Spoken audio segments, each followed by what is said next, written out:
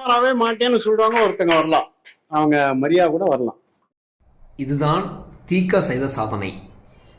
ஏமாற்றுபவன் எல்லா இடத்துலையும் இருக்கும், நம்ம குறை சொல்ல வரல. ஆனால் எப்பொழுதுமே இந்து மதத்தை மட்டும் குறை சொல்லுகின்ற கூட்டம் தான் இந்த திராவிட இயக்கங்கள்.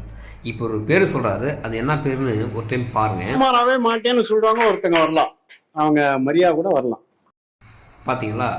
மறுபடியும் சொல்றேன், அவர் என்ன பேர் சொல்ற மட்டும் வரவே மாட்டேன்னு சொல்றவங்க ஒருத்தங்க வரலாம், அவங்க மரியா கூட வரலாம்.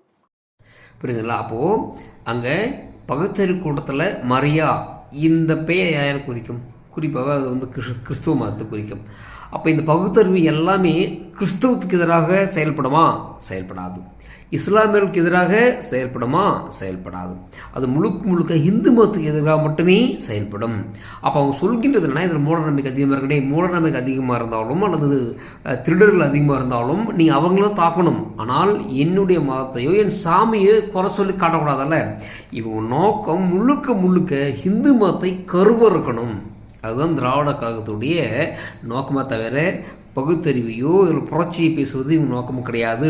இவங்க பகுத்தறிவால் பட்டியல் சமுதாயத்துக்கோ அல்லது தாழ்த்தப்பட்ட சமுதாயத்துக்கோ ஒரு பிரயோஜனமும் 0% கூட அது இல்லை என்பதற்கு சிறந்த ஒரு உதாரணம் தான் இந்த வீடியோ.